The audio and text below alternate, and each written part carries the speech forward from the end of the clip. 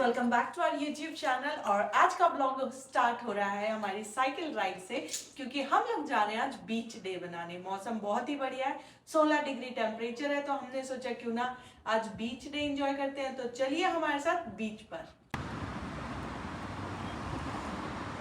Japan के truck की तो मैं फैन हो गई हूँ, इतने सुंदर लगते हैं ना। ये देखो कितना बढ़िया, फर्स्ट क्लास। कम से कम भी 3 से 4 महीने बाद मैं स्टेशन पर आई हूँ, और काफ़ी टाइम हो गया मुझे यहाँ पे स्टेशन से आए हुए। जनरली हम ट्रिप पे भी जाते थे तो साइकिल यहाँ खड़ी करते थे, बट इस बार हम बस से गए थे घर से, तो इसलिए तकात्सुका स्टेशन आना नहीं हुआ। अब हम ढूंढ रहे हैं हमारी दोस्त की साइकिल। एक्चुअली वो इंडिया चला गया था 4-5 महीने के लिए, और वो साइकिल खड़ी करके गया था। वैसे तो वो साइकिल ए लाइन में खड़ी करके गया था, पर्पल वाली, बट अब उसकी साइकिल मिल नहीं रही है। तो आई थिंक उसकी साइकिल चोरी हो गई है या फिर उठा कर ले गए हैं। अगर ज़्यादा दिन स्टेशन पे खड़ी रहे, वैसे तो वो येलो कलर का नोटिस डालते हैं। उठाई तो नहीं होगी, आई थिंक चोरी होगी होगी। बाकी चोरी भी नहीं हो सकती क्योंकि जापान में इतनी जल्दी चोरी होती नहीं है, बट साइकिल बहुत ईजिली चोरी हो जाती है जापान में, ये मैंने सुना है। उसकी एज पर उसकी लोकेशन यहाँ थी साइकिल, बट यहाँ कोई साइकिल नहीं है। शोगन साहब ने शायद लास्ट मंथ ही देखी थी, लास्ट मंथ देखी थी ना, 1 महीने पहले देखी थी। तो कहीं अभी रिसेंट में ही हुई है, खड़ी थी। रिसेंट में ही हुई है कहीं। आज डिनर में क्या खाएंगे? डिनर की भी कसर रह गई है। अभी टाइम हुआ है 3:30 के आसपास, और हम लोग जा रहे हैं बीच पे। थोड़ा सा बीच डे स्पेंड करेंगे, क्योंकि छुट्टियां चल रही हैं, बंदा कब तक घर पड़ा रहेगा। जैसे बस स्टैंड पर बसेस का टाइमिंग होती है, वैसे ही रेलवे स्टेशन पर भी यहाँ पे ऐसे टाइमिंग होती है, वीकडेज अलग वीकेंड्स अलग।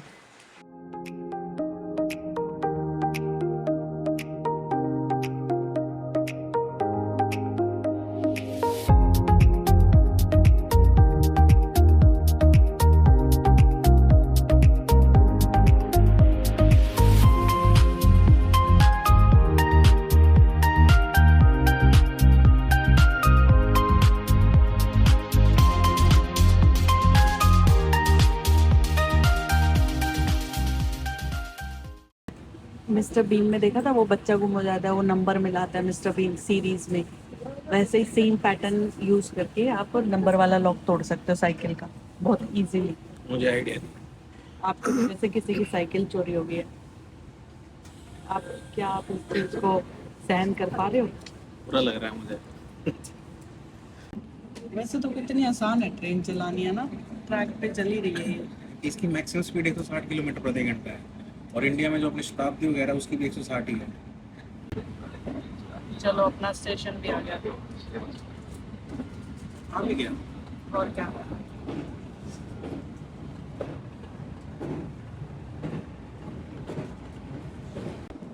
जैसे अपनी बस में कंडक्टर होता है, इनकी ट्रेन में भी कंडक्टर होता है। ये पूरा चेक कर रहा है कि सब कुछ पैक है, बिल्कुल सटीक, और चल भाई। लास्ट टाइम हम आए थे यहाँ पे ऋतिक के साथ, और ऋतिक अगर ये व्लॉग देख रहा है तो इस व्लॉग में आपके लिए बहुत ही दुख भरी खबर है कि आप जापान आने वाले और आपकी साइकिल चोरी हो चुकी है। मिली रे भाई। सारी जगह देख ली, कहीं नहीं मिली। और इस चोरी का इल्जाम सिर्फ और सिर्फ इस शख्स पे जाता है, क्योंकि इसके भरोसे थी साइकिल। मेरे भरोसे तो इसके भरोसे आगे से कुछ नहीं छोड़ेगा, ऋतिक का पक्का नहीं छोड़ेगा। तो हम पहुंच गए हैं बेंटेंजीमा। यहाँ पे एक प्यारा सा बीच है, इसके आसपास सारे होटल है और एक फैमिली मार्ट है। हम लोग सोच कर आए थे कि यहाँ पे मस्त एंजॉय करेंगे, क्योंकि गर्म दिन है, बट इतनी तेज हवा लग रही है इधर, ठंडा लग रहा है। ये एक्टिविटीज भी होती हैं क्या इधर? हाँ, सब होता है। मैं तो कभी नहीं देखा। कितनी सुंदर गाड़ी है यार, है ना, ऑरेंज वाली देख रहे हैं। बॉक्स लगवा रखे हैं। हम्म, कितनी सही लग रही है। सारी स्पोर्ट्स कार है, तीनों की तीनों। हाँ, वो पिंक वाली देख वो ऊपर उठेगी भाई, वो भी नीचे है। बिल्कुल नीचे लगी हुई है। नहीं, नहीं, वो ऊपर उठेगी। अभी वो पार्किंग है ना, हाँ, तो नीचे लगी हुई है, तो ये अब ऊपर उठेगी। नंबर तो नहीं है इसका भी। नहीं। देख भाई, एकदम नीचे लगी हुई है यार गाड़ी। कहीं पे भी जाते हैं आपका उद्देश्य है जो चीज हम खाने के लाए हैं उसको खत्म करना क्यों होता है? खोलने की। खोलने की। मैं तो वॉकिंग कर रही हूँ, मैं तो अभी आई हूँ, मेरे पास फोन नहीं था, नहीं तो मैं दूर से कैप्चर करती आपको। लेकिन तू ही खोल गई। जब भी हम पिकनिक मनाने जाते कुछ भी जाते हैं, कुछ भी अगर साथ लेके जाए, आपका उद्देश्य उसे समाप्त करना रहता है। मेरे को ये है कि भाई खत्म हो जाएगा, काम कर। जब तक वो होता है ना कि फ्रिज में एक वो रसगुल्ला रखा है और सोने नहीं दे रहा है, तो शोगन साहब को यही होता है, पैक में खाने का सामान जितना है, जब तक वो खत्म नहीं होगा ना, ये यहाँ से उठेंगे नहीं। फिलहाल हम बीच फिलहाल हम बीच पर आए थे, काफी अच्छा दिन लग रहा है, क्योंकि विंटर काफी डिप्रेसिंग टाइप हो जाती है घर में रह रहकर। बाहर आओ, धूप निकले, अच्छा मौसम हो तो दिल को सुकून मिलता है। यहाँ पे लोग फिशिंग भी कर रहे हैं, कुछ खेल रहे हैं, कोई टोटाइस ढूंढ रहे हैं, और एक ही है जो सिर्फ जो सिर्फ खाना खा रहा है। बड़ी आपका क्या पैशन है, खाना खाना? तो अभी काफी देर बैठने के बाद और यहाँ पे साइड वॉक करने के बाद हमने डिसाइड किया कि हम जाएंगे ओशन के पास। एक्चुअली ये सेक्शन क्या है, ओशन से कट के इधर आया हुआ है, तो अभी हम जा रहे हैं ओशन के पास, प्रॉपर जो ओशन है।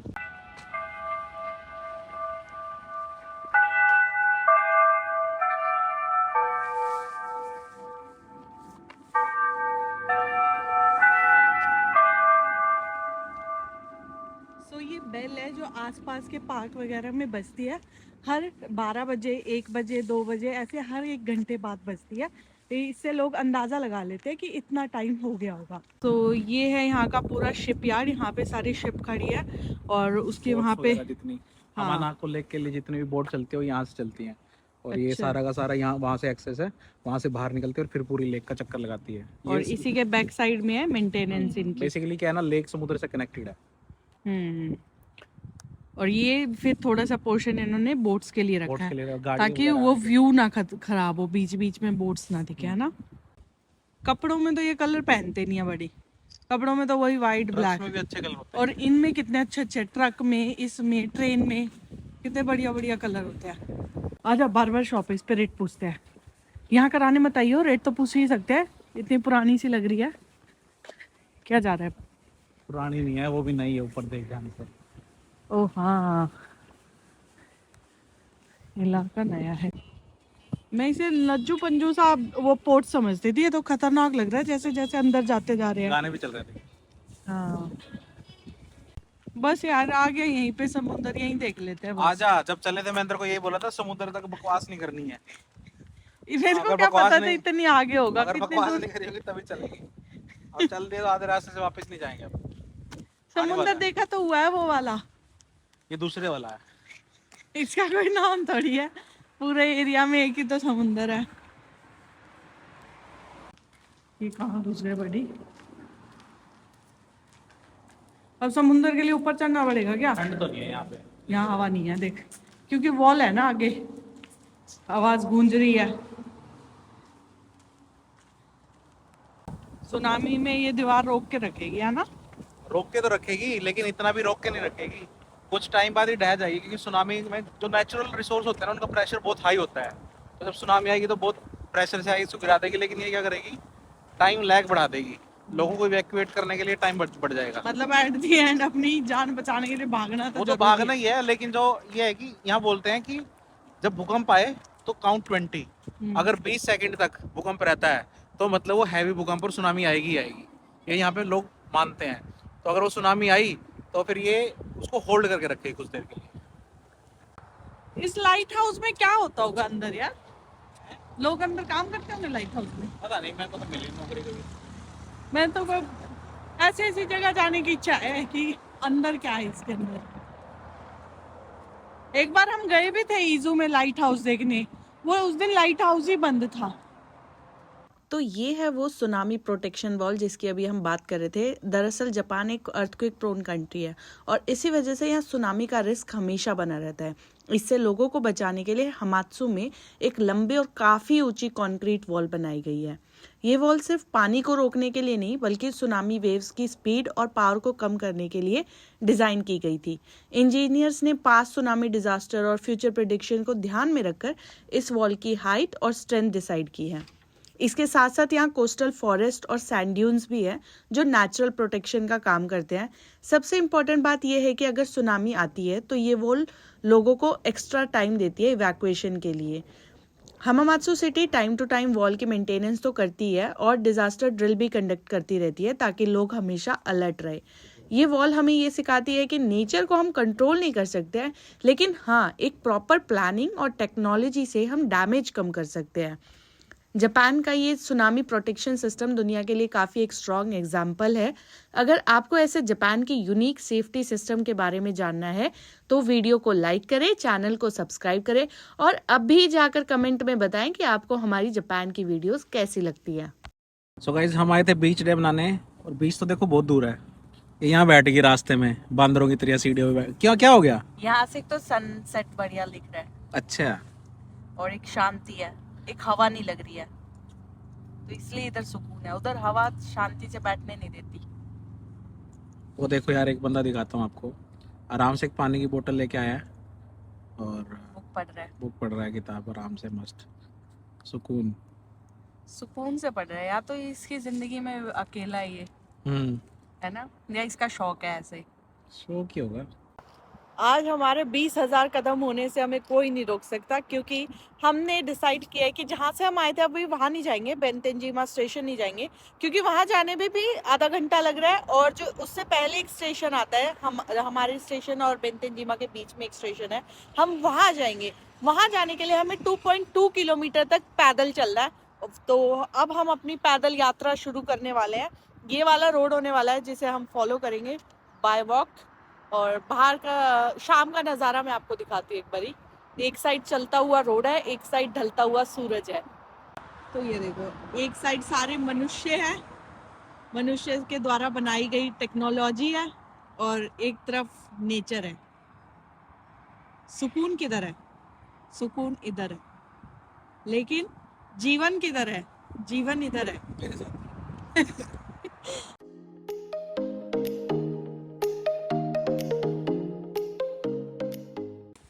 अभी हम स्टेशन की तरफ जा रहे थे बट हमें दोबारा से एक ओपन शॉप दिख गई। 1000 येन के प्याज है भाई ये। अच्छा, लेकिन हरे वाले हैं, लेकिन ये हाँ ये हरे वाले होंगे। ये 100 का एक होगा। 1 2 3 4 5 6 7 8 9 10, हाँ वही है 1000 येन का। ये देखिए प्याज की खेती करता है। 120 का एक है। देखिए पूरा प्याज की खेती करता है। 120 का एक है, 1000 के 10 है। और इसने अपना कार्ड वगैरह भी लगाया हुआ है, वो फोटो भी है, देख सुंदर है ये शॉप तो। स्टेशन जाते जाते हमें ड्रग स्टोर दिख गया तो हमने सोचा चलो दूध की ग्रोसरी भी अभी कर लेते हैं। 170 का। जापानीज लोगों ने ना इसमें भी जो ब्लाइंड पीपल होते हैं उनके लिए हेल्प की हुई है। अगर मिल्क पे वो ऐसे करके डालेगा तो उसे पता चल जाएगा कि ये 100% मिल्क है।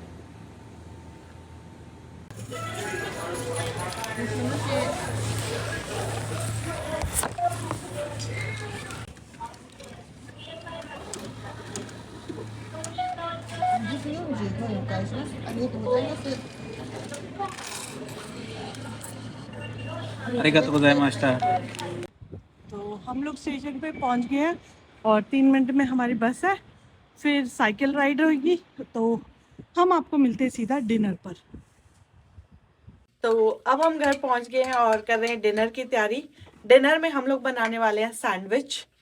तो उसके लिए शोगन साहब बना रहे हैं सॉस, जिसमें हमने ऐड किया है ये वाला सॉस प्लस ये वाला केचप प्लस थोड़ी सी हरी मिर्ची वाली सॉस, ग्रीन चिली सॉस। डाल दो और डाल दो बस। तो ये हमारी दोनों साइड लगाने के लिए हो गया। अब हम काटेंगे वेजिटेबल्स और सब्जी में हम यूज करने वाले हैं पत्ता गोभी, येलो कैप्सिकम और अनियन। टमाटर नहीं डाल रहे क्योंकि टमाटर की ना छिलके उतर के अलग से हो जाता है सौगी सौगी। तो ये पूरा रॉ मटेरियल रेडी हो गया है। प्याज, पत्ता गोभी, केचप और ये yellow capsicum plus bread, all set for dinner. तो ये है हमारे डिनर और कुछ ट्राई किया कि हेल्दी हो जाए, बट ये हेल्दी नहीं है, हमें भी पता है। But it's okay. सर्दियों में ऐसे चटपटी चीजें और फ्राई की हुई चीजें खाने में बहुत मजा आता है। और इसी सैंडविच के साथ आज का व्लॉग हम यहीं समाप्त करते हैं। मिलते हैं आपको नेक्स्ट व्लॉग में, तब तक के लिए बने रहे हमारे यूट्यूब चैनल बेफिक्र इंजीनियर पर।